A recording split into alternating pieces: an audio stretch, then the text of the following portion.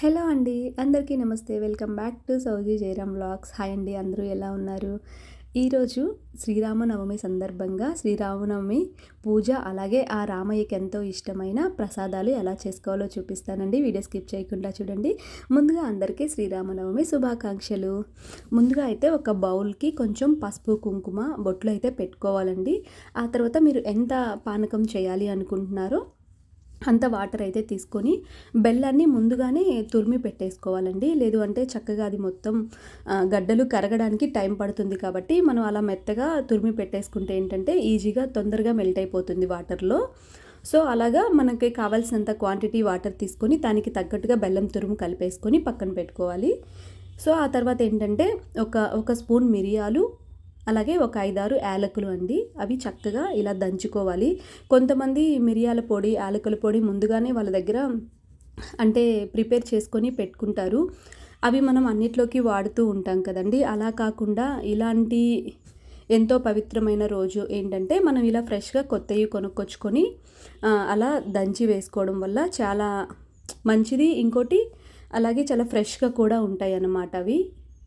అంటే సువాసన కూడా చాలా బాగా వస్తున్నాయి. మిరియాలు, యాలకులు హెల్త్కి కూడా చాలా మంచిదనమాట. ఆ పౌడర్ దాంట్లో కలిపేసుకున్న తర్వాత ఒక 2 తులసి దళాలు అయితే వేసానండి. మీరు ఏ నైవేద్యం చేసినా వెంకటేశ్వర స్వామికి, రాముల వారికి, ఇట్లా నరసింహస్వామికి కానీ ఇట్లా ఏంటంటే ఒక తులసి దళం అనేది ఖచ్చితంగా వాళ్ళకి ఎంతో ఇష్టం కదా. తులసి దళం అంటే నైవేద్యంలో వేయడం వల్ల అది పవిత్రం అవుతుంది. మనం చేసిన నైవేద్యం పంతులు, బ్రాహ్మిన్స్ చేసిన వాళ్ళ దాంతో సమానంగా మనం చేసిన నైవేద్యం అనేది ఎంతో పవిత్రం అవుతుందన్నమాట. అందుకని ఖచ్చితంగా స్వామివారికి పెట్టే ప్లేట్లో కూడా మనం ఒక తులసి దళం అనేది ఖచ్చితంగా వెయ్యాలి. ఆకు కాదండి, దళం వెయ్యాలి. అంటే ఒక 2-3 కొమ్మల్లాగా ఉన్న దళం వెయ్యాలన్నమాట.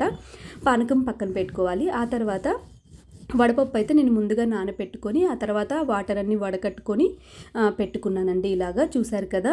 ఆ తర్వాత మీరు అంటే ఎంత ఇంట్లో క్వాంటిటీని బట్టి 1 కప్పు అట్లా. ఇప్పుడు నేను 1 కప్పు వడపప్పు అయితే పెసరపప్పు నానబెట్టేసుకున్నాను. చూసారు కదా. దాంట్లో ఒక మామిడికాయ అండి, చిన్న మామిడికాయని చక్కగా పీల్ తీసేసి సన్నగా పీసెస్ చేసుకున్నాను. ఆ తర్వాత దాంట్లో కొన్ని పచ్చి కొబ్బరి ముక్కలు కూడా కలిపేసుకోవచ్చు మీకు ఇష్టమైతే. మామిడికాయ ముక్కలు కలపడం వల్ల వడపప్పు అనేది ఇంకా చాలా టేస్ట్గా ఉంటుంది. నైవేద్యానికి కూడా మంచిది అండి అట్లా పెట్టడం వల్ల. ఆ తర్వాత దాని మీద ఒక బెల్లం ముక్క పెట్టేసి స్వామివారికి నైవేద్యం పెట్టాలి. ఒక తులసి దళం కూడా వేయాలన్నమాట. సో చూసారు కదా.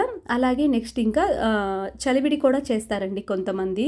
అంటే వాళ్ళ ప్రాంతీయలో ఎలాగంటే వాళ్ళ ఊర్లో వాళ్ళకి ఉండే సాంప్రదాయాన్ని బట్టి వాళ్ళు చేసుకుంటారు. మేమైతే ఆంధ్ర వాళ్ళం కదండి. మాకు చిన్నప్పటి నుంచి కూడా మా అమ్మ వాళ్ళైనా మా ఊర్లో కానీ వడపప్పు, పానకం మాత్రమే స్వామివారికి నైవేద్యంగా పెడతామన్నమాట మేము. అందుకనే నేను అవి మాత్రమే చేసుకున్నాను. కొంతమంది కొన్ని ఊర్లో ఏంటంటే చలివిడి కూడా పెట్టుకుంటారు, తప్పేం లేదు. సో ఆ తర్వాత చూసారు కదా, ఒక ఇత్తడి ప్లేటు, ఇత్తడి చిన్న చెంబు తీసుకొని స్వామివారికి పానకం, అలాగే వడపప్పు, కొన్ని ఫ్రూట్స్ కూడా నైవేద్యంగా అయితే పెట్టానండి నేను. వాటిల్లో కూడా ఒక తులసి దళం అయితే ముందుగా తులసిని నీట్గా వాటర్తో క్లీన్ చేసుకొని ఆ తర్వాత నైవేద్యంలో అనేది మనం తులసి దళం అనేది సమర్పించాలి. చూసారు కదా. ఇప్పుడైతే చక్కగా రెడీ అయిపోయి ఇంకా పూజ అయితే స్టార్ట్ చేసుకున్నానండి నేను. ఇట్లా సీతారాముల చిత్రపటం ముందు చక్కగా మల్లెపూలు, ఇలా స్వామివారికి ఇష్టమైన పుష్పాలు, మంచి సువాసన వచ్చే పుష్పాలన్నీ అలంకరించేసి చక్కగా ఆ తర్వాత నైవేద్యం పెట్టి పూజ అనేది స్టార్ట్ చేసుకున్నాను నేను. ఫైనల్గా స్వామివారి, శ్రీరాముల వారి అష్టోత్తరం అయితే లిల్లీ పూలు, ఇట్లా మల్లెపూలతో, పసుపు అక్షింతలతో అయితే నేను చేసేసుకున్నాను అనమాట. అలా ఫైనల్గా పూజ కంప్లీట్ అయింది. ఆ తర్వాత అయితే టెంపుల్కి వెళ్ళామండి. అక్కడ చాలా రష్గా ఉండే, బాగా ఎండగా పెద్ద క్యూలు ఉన్నాయన్నమాట. ఫైనల్గా దర్శనం చేసుకొని కొంచెం సేపు కళ్యాణం చూసి అక్కడే టెంపుల్లోనే భోజనాలు పెడుతున్నారు.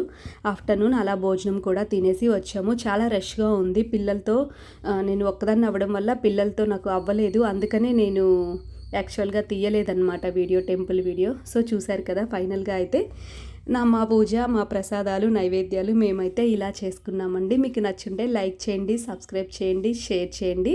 అంటే ఇవి కూడా చెప్పాలా అనుకుంటారు కొంతమంది. తెలియని వాళ్ళకి యూజ్ అవుతుంది కదండి, తప్పేం లేదు కదా చెప్పడం వల్ల. సో అందుకనమాట. Thank you for watching.